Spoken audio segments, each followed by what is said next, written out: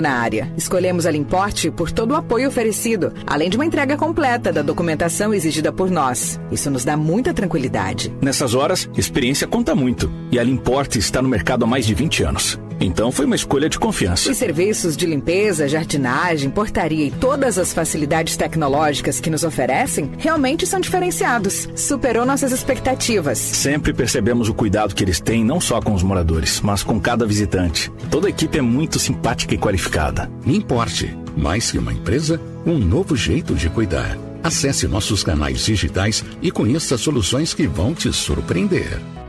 Baixe agora o aplicativo do Laboratório Plínio Bacelar e acompanhe os resultados dos exames. Verifique seu histórico, agende atendimento domiciliar do laboratório ou da vacina. Saiba a localização e horários de atendimento das unidades e muito mais. Na sua lojinha de aplicativos, basta digitar Laboratório Plínio Bacelar e baixar tanto para Android quanto iOS. Aplicativo do Laboratório Plínio Bacelar. É grátis, é prático, é para você. Está sendo implantado na RadMed o Gênios Mammografiologic, o maior avanço na detecção do câncer de mama. Você já pode agendar o seu exame. RadMed, sempre à frente. Referência também em mamografia. O Hospital Unimed Campos agora possui uma certificação inédita e passa a ser a única estrutura hospitalar da nossa região a conquistar a acreditação com excelência ONA 3. Esse é o selo mais respeitado pelos serviços de saúde no Brasil e atesta a qualidade, segurança e melhoria contínua dos atendimentos e infraestrutura do hospital. Um reconhecimento que reafirma nosso compromisso em cuidar de você. Unimed Campos. Pode contar. Começa agora o Folha no Ar, primeira edição.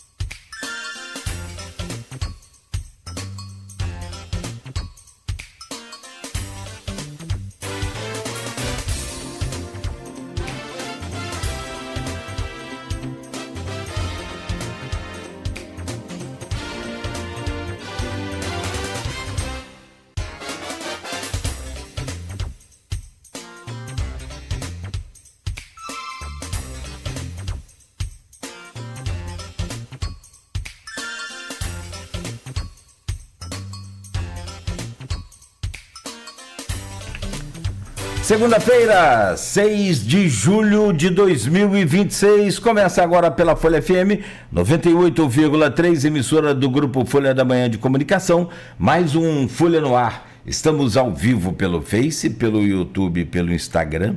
Você acompanha este programa daqui a pouco em podcast. Logo mais tem reprise na Plena TV também, que é do Grupo Folha da Manhã de Comunicação. Pela Alexa agora, é só dar o comando Alexa ouvir Folha FM no aplicativo para o seu smartphone. É só você baixar aí o aplicativo exclusivo da Folha. São 7h07 em Campos.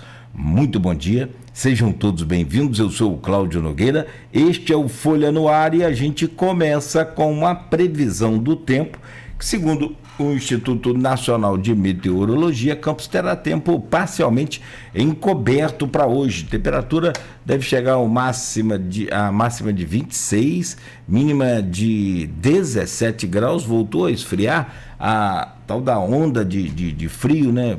Voltou ou pelo menos chegou novamente aqui na região sudeste, está chegando, derrubando aí as temperaturas. Por enquanto não há previsão de chuva para hoje. Neste programa, para abrir a nossa semana aqui no Folha no Ar, nós não só sorte, mas talento também, né? Porque fui buscar aí dois convidados muito bons para a gente abrir com uma pauta muito legal, apesar de toda a tristeza que o país amanhece hoje com a eliminação da seleção brasileira pela Noruega. Temos aqui hoje dois convidados para a gente debater justamente esse assunto e para falar também sobre Cabo Verde, a maior sensação dessa...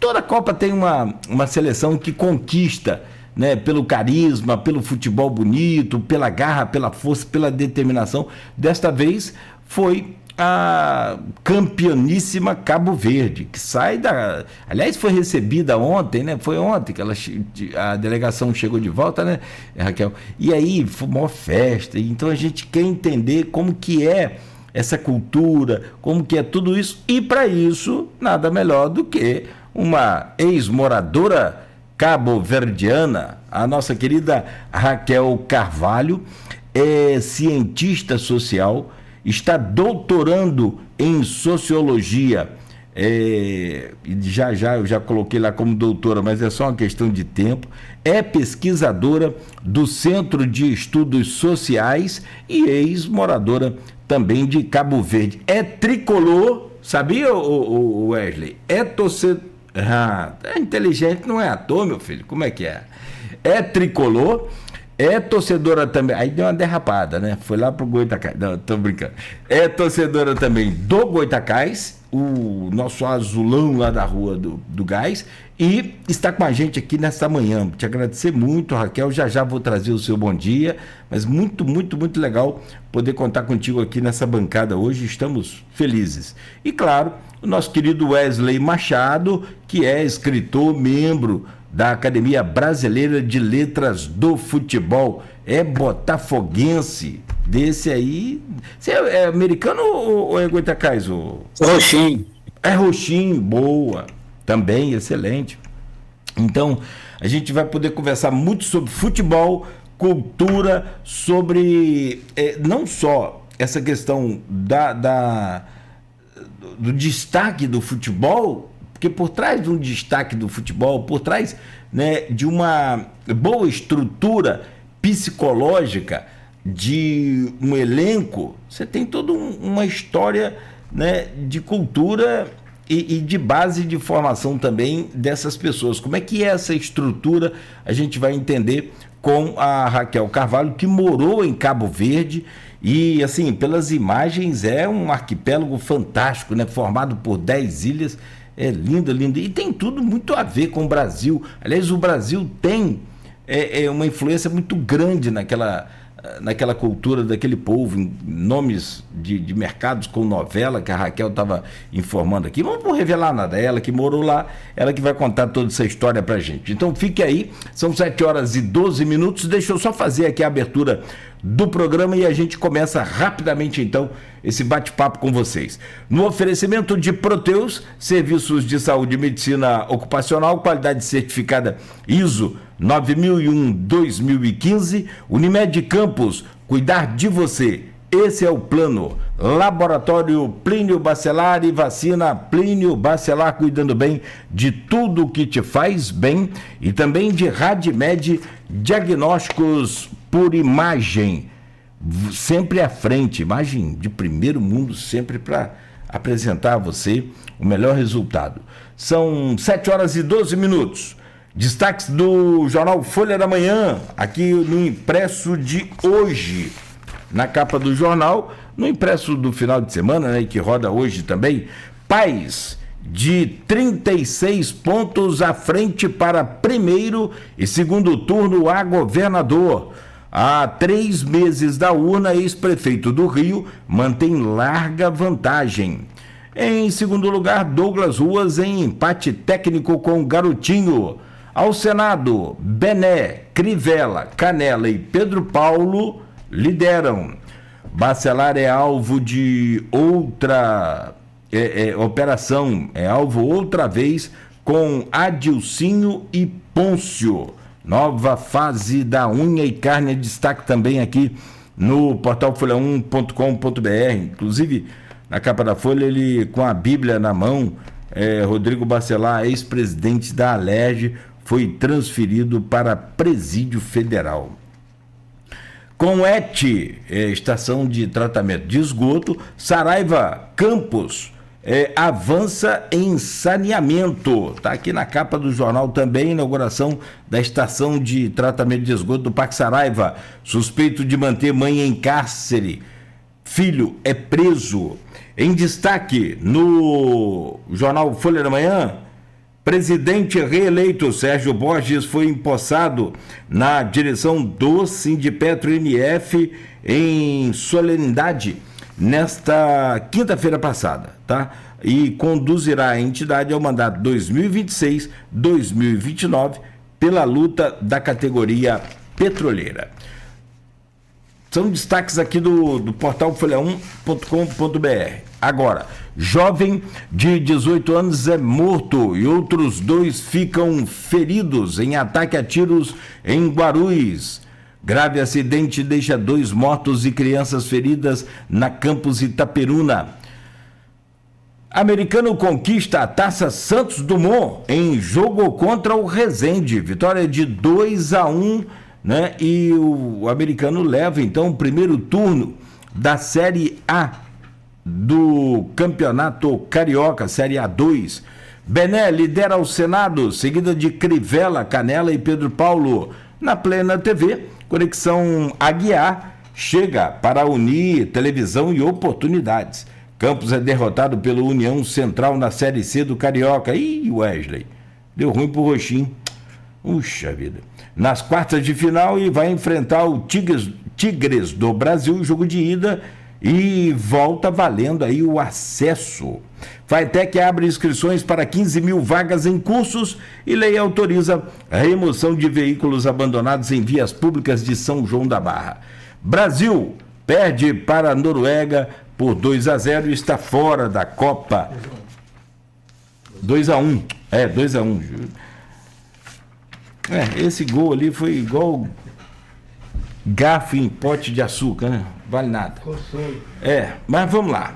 Vamos abrir o programa. Eu não quero ficar comentando agora, mas só para a gente registrar essa derrota do Brasil e uma impressão minha, Cláudio Nogueira. Eu tive a impressão de não ter visto ontem a seleção brasileira composta, como sempre, por 210 milhões de brasileiros. Eu vi uma seleção de um técnico europeu fria, apática, xoxa, uma seleção sem nenhuma vontade, sem nenhuma determinação, sem a alma do povo brasileiro, que é justamente essa coisa de ousadia, criatividade, improviso, malabarismo. Todo brasileiro tem um pouco dessa coisa artística, daquele brasileiro que sai de madrugada de casa para vender uma coisinha qualquer, para tentar trazer algum dinheiro para sustentar a sua família. Isso é garra, isso é esperança, isso é força de vontade. Eu não consegui ver isso na seleção e eu confesso que eu não só fiquei triste, com raiva, muita raiva desse técnico, dessa seleção que se apresentou principalmente contra a Noruega. Eu não vi vontade, eu não vi ousadia, eu vi uma seleção covarde. E isso não representa em absolutamente nada o futebol brasileiro e muito menos a identidade do povo brasileiro. O povo brasileiro não perde a esperança, o povo brasileiro sacode a poeira, dá a volta por cima, levanta, vai adiante. Nós não vimos isso ontem na seleção. Isso, de uma forma, me preocupa muito, porque esse técnico que está aí é o responsável único por isso que aconteceu ontem com a seleção brasileira. Não pela desclassificação. Em 82 nós jogamos como nunca, jogamos muito e não ganhamos a Copa, mas jogamos. Mas propomos o jogo, como o Brasil sempre propôs.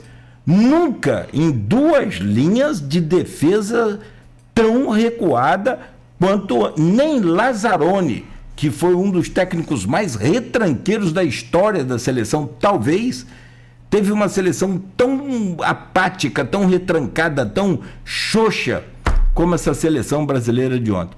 Eu espero muito que, se o Ancelotti for continuar como treinador da seleção, que ele passe a viver um pouco mais do dia a dia, da cultura desse povo aguerrido que é o povo brasileiro.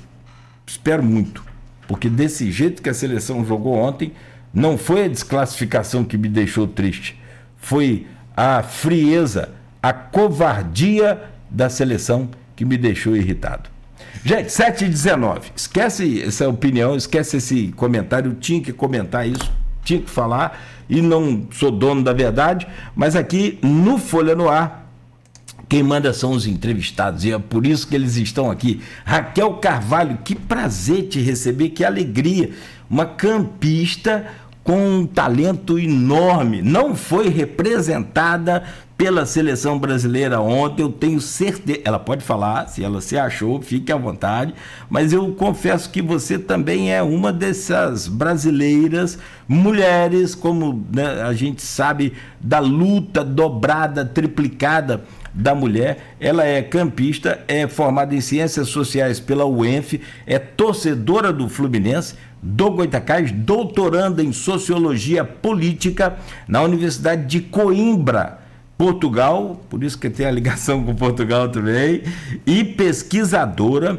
do Centro de Estudos Sociais. Dedica sua pesquisa aos temas de educação política, democracia e participação comunitária, com estudos no Brasil e em Cabo Verde. Que satisfação de receber, Raquel. Bem-vinda, bom dia. Bom dia, é um prazer imenso estar aqui. Eu agradeço pelo convite, agradeço aos ouvintes, telespectadores, em especial ao Wesley, né? Eu tenho um vínculo institucional e afetivo muito forte pela UENF, é uma universidade, né, de grande potência, que mostra assim, né, por que veio, como que é importante também a gente fortalecer, né, essa cultura que nossa também campista, né, do Norte Fluminense. É um prazer muito grande estar aqui. Cabo Verde é um país incrível, acho que deu para perceber isso, e não é fake, né, por conta de questões de algoritmo, né, do que a gente estava vendo. É um país que tem muitas fragilidades, mas ele tem raça, tem muita história de resiliência, de luta, né, desde a campanha anticolonial, né, depois da sua abertura democrática, que a gente vai falar um pouquinho mais. Mas é um prazer enorme estar aqui, mais uma vez, obrigada. E eu agradeço a todos, né, pela oportunidade, pelo convite de estar aqui. Vamos falar sobre seleção brasileira nesse primeiro bloco. Deixa eu trazer o bom dia do Wesley Machado e já volto a você, o Raquel, por favor. Meu caro Wesley Machado, bom dia, obrigado pela sua presença. Bom dia. O Wesley, só terminar aqui a sua apresentação para você não ficar.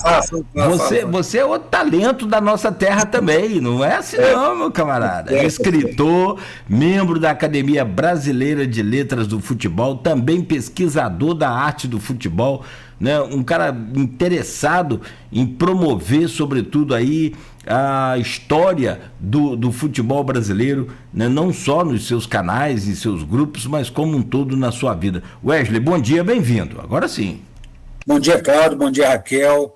Cláudio, você falou, né, sobre a seleção, né? Acho que você usou o termo correto, apática. Foi o que a gente pode dizer. E falou também a questão que faltou coragem, a covardia. O Ancelotti, eu quero até, perdão da brincadeira, mas remar contra a maré, que está se falando no círculo, mas eu acho que um ano acho que dá para fazer um trabalho, né? Não é pouco tempo assim, como estão falando. Teve uma série que fez sucesso agora, foi lançada em 2026, que foi a saga do Tri, né? O Brasil 70, e o Zagallo, ele assumiu a seleção há poucos meses da Copa de 70. Já estava com o time já montado pelo João Saldanha, mas ele foi e botou...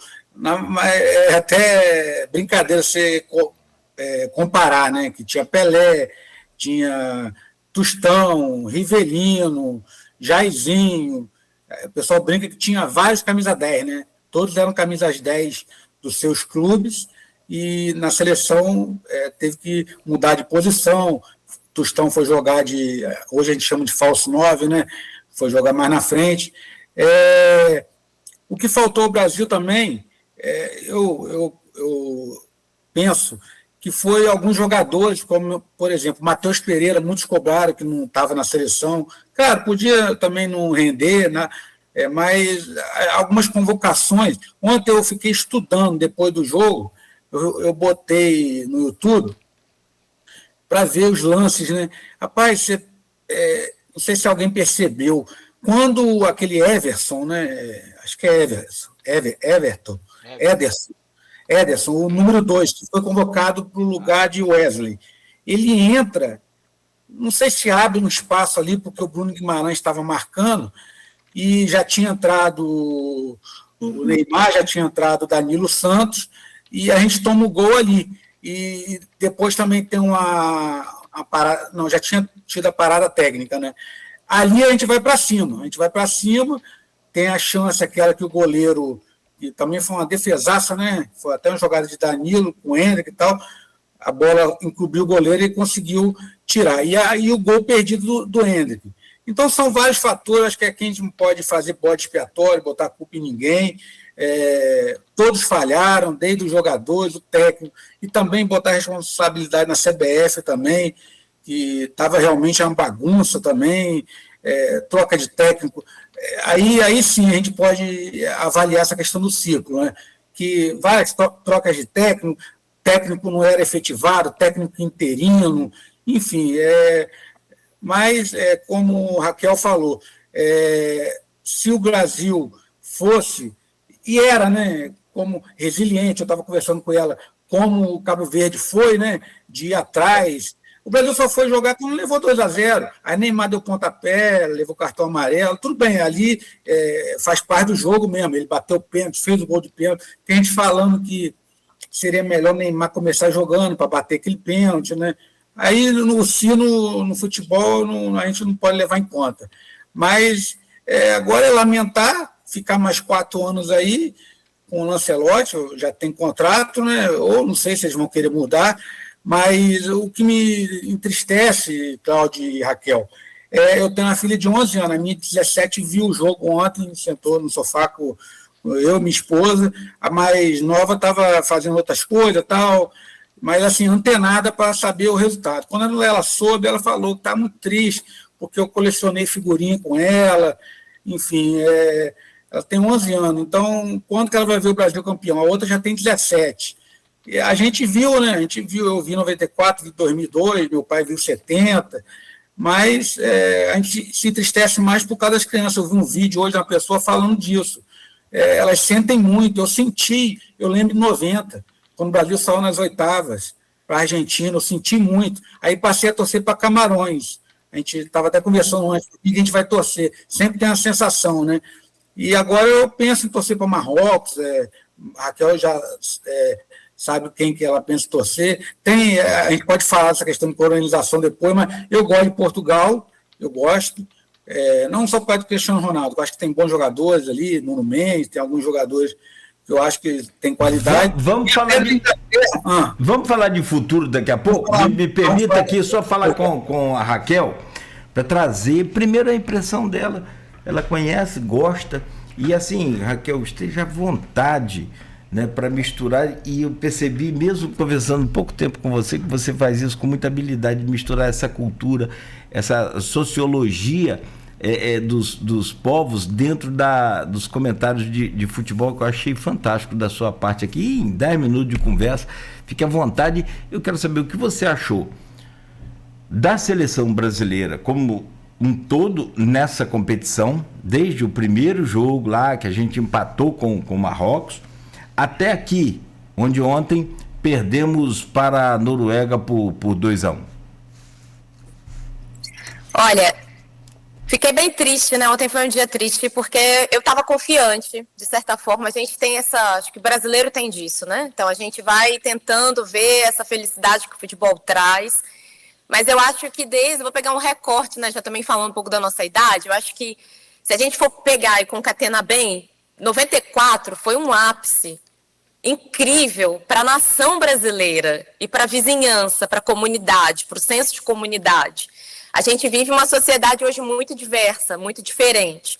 Mas 94 eu morava em prédio, todo mundo se reunia, cada vizinho trazia alguma coisa, a gente cortava bandeirinha, fazia isso, ainda tem em determinados bairros, isso ainda tem aqui, né? Até em Campos tem, enfim.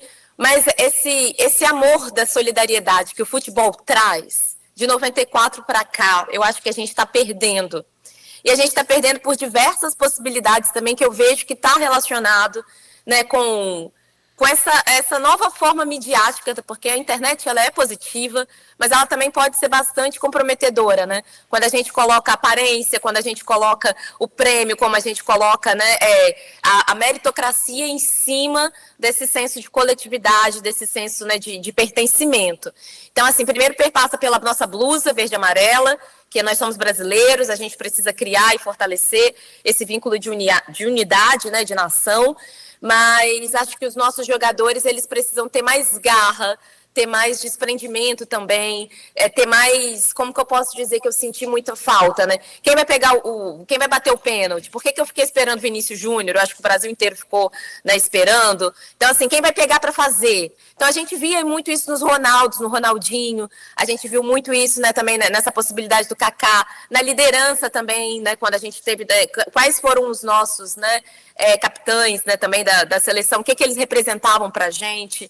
Então, assim, eu acho que fiquei ontem um pouco triste com o resultado, conforme também estava falando com o Cláudio antes, com uma raiva de determinada forma, né? Porque estava todo mundo ali. Mas acho que a gente não pode sair com um senso de derrotista. Eu acho que a gente está numa fase, acho, da nossa sociedade que a gente tem que pensar no que foi bom e na potência que a gente é. Nós somos criativos, o nosso futebol tem muita cadência, o nosso futebol tem muita história. Né? Então, eu acho que é por aí que eu acho que a gente tem que olhar agora, olhar para trás, fazer uma autocrítica. Isso também traz muito sobre Cabo Verde. Cabo Verde tem uma grande liderança intelectual, né, que é o Almícar Cabral, que foi um grande pensador do século XX, que incentivou o esporte, que incentivou o futebol, o desporto, como eles falam, né, lá, e a cultura, mas ele traz muitos ensinamentos que estão para além das técnicas, que estão relacionados com o retorno desse nosso humanismo, e o futebol nada mais é do que isso. Então, eu acho que a gente precisa fazer uma autocrítica, pensar nessa estrutura da CBF, sim, porque são questões políticas que tem ali também. E assim, a gente vive num mundo polarizado, mas que a gente precisa colocar o dedo em determinadas feridas, respirar, deixar essa emoção passar, para que a gente possa aprender com os erros e ser estrategista para que na frente a gente volte aí, né?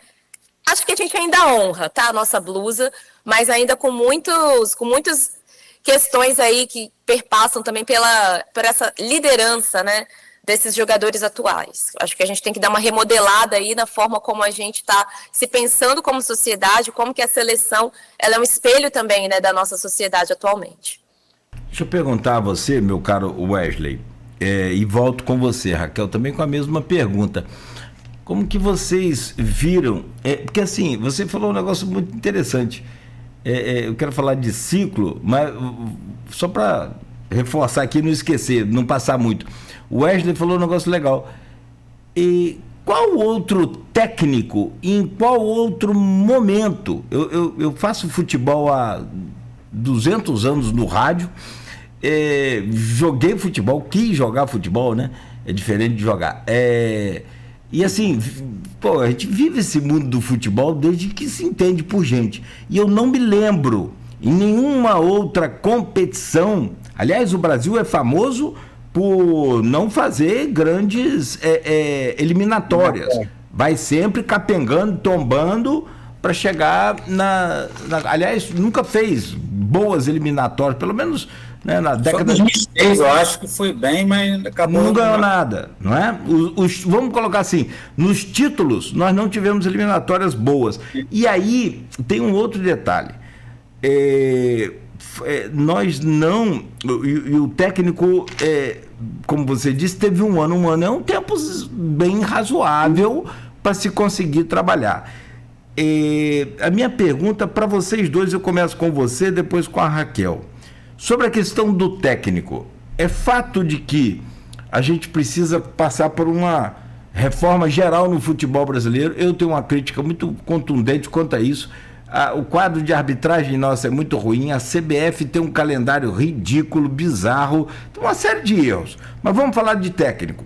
Os técnicos brasileiros estão comemorando hoje a derrota da seleção brasileira do Ancelotti, que conseguiu deixar um time relativamente bom, não a um alto nível, mas bom, apático diante da Noruega. Você acha que hoje a gente está nesse patamar aí de ódio contra o técnico da seleção brasileira, e com isso voltaremos a dar oportunidade aos técnicos brasileiros na seleção, meu caro Wesley? Então, Cláudio, sobre críticas, eu vi um vídeo do Vanderlei Luxemburgo falando que o Ancelotti deveria ter usado o Neymar desde o início. Isso é o que alguns dizem. Mas a gente sabe que o Neymar não estava 100%, né? Não sei se ali também... É aquela coisa da probabilidade, né? Se Neymar tivesse batido o pênalti, abrisse para cá, né? Seria outro jogo. É a crítica dele. Eu vejo, assim, eu achei que a demissão do Dorival, ele só teve 2 derrotas, ele teve 7 vitórias e 2 derrotas. Eu não entendi, sinceramente. Ele estava fazendo um bom trabalho. Alguma coisa aconteceu. Agora falei só um parênteses aqui. Claro, você sabe quem que indicou Ancelotti para a seleção? Galvão Bueno. Galvão Bueno que indicou num jantar com o ex-presidente da CBF, Edinaldo Rodrigues. Ele indicou Ancelotti, Edinaldo saiu e contrataram Ancelotti. Então, uma coisa que não é uma equipe, não é... tudo bem, eu respeito o Ancelotti. Ele é o campeão. O champion. Mas não pode um narrador, com todo respeito a Galvão, entende muito de futebol, mas indicar um treinador para a seleção, entendeu? Sinceramente, o Ancelotti ganhou mesmo várias Champions League, né? Mas Dorival foi campeão aqui no Brasil também, com o Flamengo, enfim, estava fazendo um bom trabalho, teve no São Paulo, 7 vitórias e 2 derrotas, não lembro quantos empates. Mas ele fazia um bom trabalho e resolveram mudar também, entendeu? Talvez ele entendesse melhor, o Dorival entendesse melhor o que você falou. O Ancelotti chegou a dizer que na Copa se ganha quem leva menos gol. Não é fazer o gol, é levar gol. E, se for assim, o jogo vai acabar 0-0. Então, tá igual todos criticavam Parreira, mas Parreira foi campeão em 94, como a Raquel falou, marcou também minha geração, porque eu fui para a rua pintar, mas Parreira dizia também, né, que o gol é um detalhe, né? Ele ficou muito marcado. A seleção de 94 é muito criticada até hoje. É outra série também que a gente pode indicar, o documentário, né, do Petra. Mas pelo menos eles ganharam, entendeu? Tinha Dunga lá, que veio da geração de 90 e depois foi lá, foi o capitão, bateu pênalti, enfim. Faltou isso ao Brasil, né? Faltou. A gente tinha bons atacantes, como o Bebeto e o Romário, mas no meio tinha também Dunga, tinha Mauro Silva, lá atrás, então Branco, que entrou machucado, fez o gol de falta. Faltou essa gana mesmo, que o brasileiro tem de não desistir nunca. Aí vai esperar tomar 2-0, faltando 5 minutos para empatar, fica difícil. Aí ainda teve uma chance ainda que Casimiro podia ter cruzado, mas eu estou achando o futebol, acho que a sociedade, aí eu posso falar um pouquinho, que eu estudei um pouquinho, está muito individualista. Vini Júnior é um craque, isso eu reconheço. Mas ele joga pelo lado, né? Ele não joga pelo meio. A gente teve outros craques que jogavam pelo meio, né? Pelé jogava, não vou nem comparar, né? Até heresia minha comparar, mas ele não chega a ser um jogador decisivo. Ele fez alguns gols, mas ele quer fazer o gol. E o Casimiro ali também, naquele último lance, também o Cia também, ele podia ter cruzado ali, né? Mas, enfim, agora a gente vai ficar lamentando, como a Raquel, não vamos ficar derrotista, não, vamos esperar que daqui a 4 anos uma geração melhor. O próprio Marquinhos, ele declarou, né, que ele, o Casimiro, o Alisson, né, não vão estar mais. Essa seleção, Cláudio e Raquel, é uma das seleções com maior média de idade. Eu não quero assim, dizer que foi isso. Pode ter contribuído, porque também em 62 a média era muito alta. O Nilton Santos, por exemplo, disputou a Copa com 37 anos. O Nilton Santos até foi decisivo, porque ele, contra a Espanha, na primeira fase, ele faz um pênalti e dá 2 passos à frente e o juiz não marca pênalti. Depois o Brasil virou até com a Amarildo, que era daqui de Campos. Então, mas geralmente, por exemplo, em 94, Bebeto, não sei se acho que ele já tinha 30, aí 2002, Cafu, que era o capitão tinha 31, enfim. Geralmente a média era essa, de 30, 31, 32.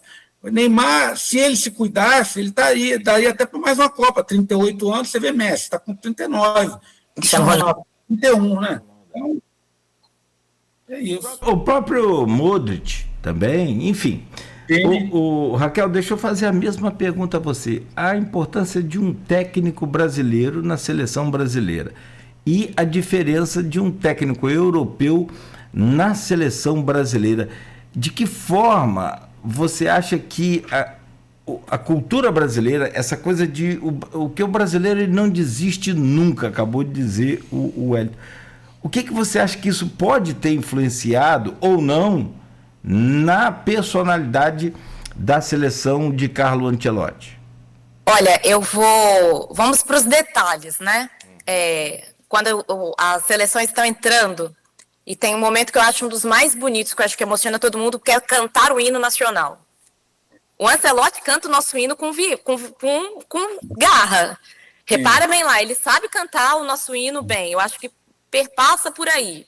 Mas existem questões também, eu acho que é dessa ginga do futebol, essa criatividade. Eu acho que, assim, eu não... Até porque eu vou pegar um exemplo pessoal, né? Eu faço meu doutorado fora, né? Então a gente precisa sair da ilha para ver a ilha. Talvez ele trazer uma técnica diferenciada do futebol europeu, sendo que a maior parte dos nossos jogadores estão no futebol europeu, e depois o Wesley pode complementar, né? Se a gente for fazer uma série histórica de quem eram os jogadores, onde eles estavam antes dessa Copa, tinha isso. Mas pega o gaúcho naquele tempo, como ele jogava na Europa. Como ele brilhava, como ele era ousado. Então, assim, o futebol, ele teve muito disso. Então, quando a gente tem uma liderança, né, um técnico, que eu não sabia desse detalhe que faz toda a diferença, de quem o indicou, como ele chegou, não tirando mérito, né, que a gente não está falando da competência dele, mas a gente está falando também de segurar um pouco mais o jogo. Então, será que essa criatividade foi um pouco mais tolhida? Será que agora, né, tem que entrar mais para uma técnica? E aí eu volto, por que eu fiquei muito impactada com o jogo da Alemanha contra o Paraguai? Porque, assim, a Alemanha tem, assim, os centros de treinamento, aí a gente vai passar também por outras questões. Quando você se torna um jogador, e a gente volta também para uma questão que eu acho que é bacana, o Vozinha tem 40 anos, 41 anos, está tendo sucesso nele na vida hoje. Então, assim, essa questão da idade, eu até tenho uma contribuição que eu acho que é a experiência e a maturidade também da mente, né, diz muito dentro de um campo para você decidir. E eu acho que a gente também tem que pensar, né, no como que o Brasil ele está produzindo, né, o nosso celeiro de bons jogadores, aonde que a gente está se perdendo nisso, e até mesmo quais seriam os nomes de técnicos do Brasil para tomar a frente, para mostrar essa nacionalidade. Então, assim, a gente pode achar que cantar bem o hino, tá lá bem empoderado com as palavras do hino, já é um dever de casa para quem não conhece futebol e tá lá vendo o técnico, mas quando a gente analisa tecnicamente o jogo e vê que ele tem elementos talvez de segurar mais, né, de fazer um jogo mais fechado, eu até me tratei assim, gente, por que eu não tiro o Casimiro e Paquetá no jogo do Japão? Então, assim, mas ele manteve, então ele pagou também um preço para ver, a gente ganhou, mas assim, já estava todo mundo vendo que não estava desenvolvendo ali. Então, assim, eu acho que a gente precisa analisar isso muito bem, compreender essas indicações, mas pensar assim, qual seria o nome brasileiro hoje, ou latino-americano, enfim, né, ou africano, ou asiático, né, que tem aí dessa rede global do futebol, que poderia trazer, retomar essa liderança coletiva desse futebol mais, né, com mais ginga. Eu não tenho um nome aqui hoje para vocês, não sei o Wesley aí, Cláudio. Não. De fato, se você buscar hoje na carteira de técnicos do Brasil, eu também não consigo ver ninguém com capacidade para tocar uma seleção brasileira. O ciclo da seleção é muito ruim. O Wesley, a gente vem de uma fase de jogadores, e aí eu quero entender também, a gente está começando a vender nossos jogadores muito novos, muito crianças. Será que isso não está atrapalhando o Brasil? Hoje nós temos, olha só, vamos lá, eu estou pesquisando aqui para depois fazer também um vídeo, para depois fazer um comentário mais embasado. E é uma primeira pesquisa, então como tem IA, eu gosto de falar depois de 2, 3 aplicativos de IA para poder não saber se tem algum erro desses que a gente já sabe de que IA trazem, né? Hoje, em média, eu não estou afirmando aqui com exatidão, o Brasil tem cerca de 160 jogadores estrangeiros. A gente vende o nosso jogador muito novo, vai embora para a Europa. É bom, porque o estilo de futebol hoje é o europeu. Beleza, o que determina aí o padrão de futebol hoje não é o padrão sul-americano, aquele futebol malandro, catimbeiro. Não é mais esse. É aquele futebol corrido, né, e pragmático, buscando gol e acabou. Não tem negócio de driblezinho, se bem que tem os talentos que aí são individuais. O Mbappé, por exemplo, o cara, o Olise jogando bola, meu Deus do céu, é uma delícia ver esses caras jogando bola. Mas aí eu pergunto a vocês, porque assim, o Brasil sempre foi o país do futebol, não somos mais? O meu caro, deixa eu começar com você agora, o Raquel, eu inverto aqui a ordem para poder, né, ficar igual. Você acha que hoje o Brasil não é mais o país do futebol? E eu apresentando essas dificuldades, o ciclo de jogadores muito ruins. Não, antigamente o técnico tinha dor de cabeça para escolher entre Ronaldo Fenômeno, Ronaldinho, Bebeto ou Romário. Não dava para jogar com os 4, porque abria muito. Vamos fazer quem vai ficar no banco. Olha só que maravilha. A dúvida era quem que vai ficar no banco. Hoje, nós temos dúvida de quem convocar. Isso é uma dificuldade que Ancelotti enfrentou e eu entendo. E aí pode-se somar essa fase ruim, esse ciclo ruim, essa questão que eu apresentei de termos aqui jogadores, né, estrangeiros demais, ou não é demais, mas são 160 atletas hoje. Só o Fluminense tem 10, o Flamengo tem 9, o Botafogo também não está muito longe, e por aí vai. E a venda desses jogadores muito novos para fora, tem algum ingrediente desses e outros que você pode trazer, Raquel? Olha, eu acho que nós vamos sempre ser o país do futebol, mas eu queria que a gente também fosse um país dos esportes, né? Plurais, com outras possibilidades, porque além da questão profissional, a gente vê ali no esporte uma possibilidade de diminuir as desigualdades sociais muito grande. E aí, trazendo isso, a gente tá sempre aí nos bairros, a gente vai ter um campinho, a gente vai ter uma quadra, a gente vai ter dribles bonitos, pessoas jogando, sabe? Isso daí eu acho que é da nossa cultura. Também tem a questão do profissionalismo, né, que está embasada aí a pergunta, mas eu acho que tem uma coisa que é nossa, né, essa vontade. E assim, a gente tem Pelé, a gente tem Garrincha, né, a gente tem outros ícones, a gente tem Ronaldinho, né, a gente tem várias lideranças aí que fazem. A gente tem Zico, né? Vamos falar do Zico, que também fez aí o futebol do Japão. O Japão deu uma coça na gente, né? Então, assim, um técnico, né, que foi para lá, ensinou o nosso futebol, né, o que tem de melhor do nosso futebol, com a disciplina japonesa, fizeram e aconteceram. Mas o Japão não é um país de tradição de futebol. Então, assim, a gente exporta a nossa marca, o nosso jeito de jogar futebol de uma forma muito bonita, né? Tanto é que a gente ainda tem, Vinícius Júnior joga muito, né? A gente tem o Cunha, se mostrou aí, Ryan. Então, assim, o Rian, tem vários jogadores que... Rafinha... Então, assim, a gente ainda assim produz muitos jogadores. Só que eu acho que dentro disso a gente também tem uma outra questão. É quando o futebol ele vira uma marca. É quando o futebol ele vira... né, você começa a associar a trajetória, né, que se perde daquele bom futebol para uma pessoa que vai ficar mais nas redes sociais, mais postando stories. Não é uma crítica, porque isso é o mundo hoje, né? Tá todo mundo ali, a gente se conhece muita coisa através das redes sociais. Mas é não esquecer que existe ali um compromisso, né, de representar uma nação. Então, eu acho que perpassa muito por aí da gente pensar que o Brasil, sim, é um país do futebol. Estamos em crise? Talvez, não estamos na nossa melhor forma e fase, porque eu acho que isso reflete muito várias questões que o Wesley trouxe muito bem, que é assim, aonde que a gente vai escolher quem vai, né, ser o presidente? Vai ser num jantar? Quem que está ali?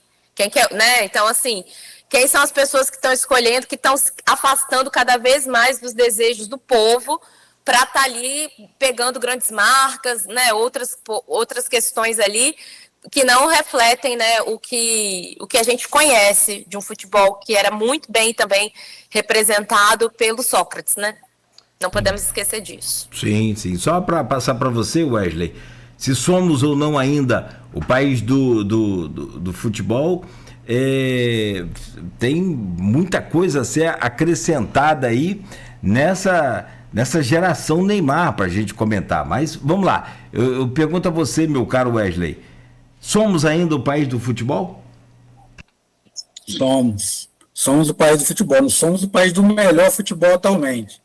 Mas o futebol no Brasil é uma paixão, para mim é um amor, né? Porque não acaba nem com a eliminação da seleção, vou continuar vendo Copa, fiquei ontem até 1 hora vendo a Inglaterra, foi colonizadora, foi quem pegou o ouro, mas vou torcer para Portugal também, acho que pode deixar para mais adiante, não sei se já pode falar, mas voltando à questão do Ancelotti, só um detalhe, tem gente falando que ele só ficava ali mascando chiclete, ele não falava. Eu gosto de técnico que fala na beira do campo, tem que orientar, faz isso, faz aquilo, ele só apontava, né? Ele apontava. Mas não sei se isso quer mudar também, né? Mas, eu volto a dizer, eu assim, penso, podia tentar voltar com o Dorival, mas ele já tem contrato, eu acho que eles não vão, às vezes com 4 anos, porque o que aconteceu com o Ancelotti? Ele treinou brasileiro, a justificativa foi que ele treinou brasileiros, treinou Kaká, treinou Ronaldo Gaúcho, o Milan treinou depois próprio Neymar, agora Vinícius Júnior no Real Madrid. Então, rapaz, mas tem um detalhe. O Odegaard, o camisa 10 da Noruega, ele foi dispensado por Ancelotti. Foi ele que levou aquela falta ali do Neymar, que o Neymar levou um amarelo, o Odegaard comemorou muito. Você imagina para um cara que foi dispensado do Real Madrid, ele jogar contra o treinador, a gana que ele não estava de ganhar aquele jogo. E outra dica agora cultural, a série Noruega, o retorno que promete. Então, a Noruega ela veio de uma eliminatória também difícil, veio de um histórico difícil, agora já falando do nosso adversário, né, que passou para a fase, ela estava 28 anos, né, desde 98, sem se classificar. Então, perdendo as Eurocopas, porque eles dão muito valor à Eurocopa lá, né, aqui a gente também, não sei se a gente dá tanto valor à Copa América, acho que deveria dar mais valor, vai ter daqui a pouco a Copa América. A Noruega veio tropeçando, chegou nas eliminatórias, eles ganharam tudo, Haaland fez gol em todos os jogos, você tem ideia, eles meteram 11-1 um jogo, acho que foi contra a Letônia, e meteram 4-1 na Itália, estavam no grupo da Itália.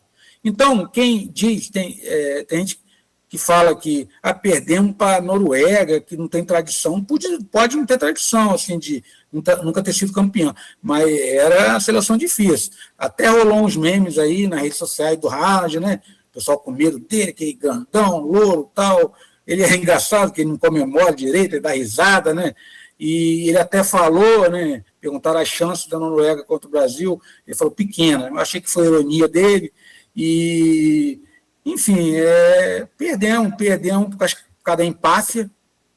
O Vinícius Júnior, eu não quero também, não é bode expiatório não, mas eu acho que o desrespeito que ele fez com o árbitro, botar o dedo na cara do bandeirinha no final, o brasileiro tem que ser respeitoso também, tem que ter catimba, tem que ter raça, mas tem que respeitar. A gente teve um Tostão, você vê uma série sobre o Tostão, como que se comportava em campo, o próprio Sócrates também, Sócrates saía para beber a cervejinha dele lá, mas dentro de campo ali, não vou dizer uma moça, né, porque o jogador também, a gente estava perdendo dividida ontem, eu vi os comentários, né, falando que perdendo a segunda bola, né, como a gente chama, né, a dividida.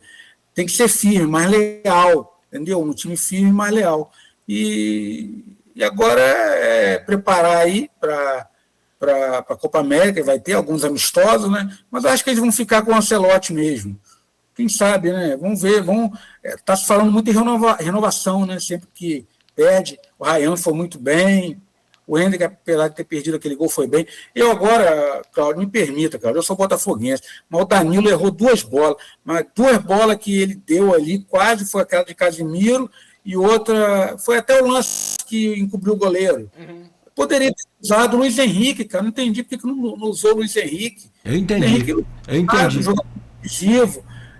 O pessoal fala do Matheus Pereira, podia ter ido, o próprio Gerson, que era do Flamengo, estava no Cruzeiro. Tantos jogadores no Brasil, só porque joga na Europa é melhor? Tudo bem, é o que você falou, eles vão muito cedo, eles não criam a cancha, né, de ser campeão aqui no Brasil, jogar na Libertadores, como você viu o Paraguai, jogando contra a Alemanha, aquela coisa, não pode ser desleal. Eu acho que eu achei, por exemplo, o Paraguai foi contra quem? Contra a França. Contra a França, eles foram desleais. Para mim, uma vergonha, é verdade. É uma contradição, né? A gente acaba caindo em contradição, porque é um paradoxo.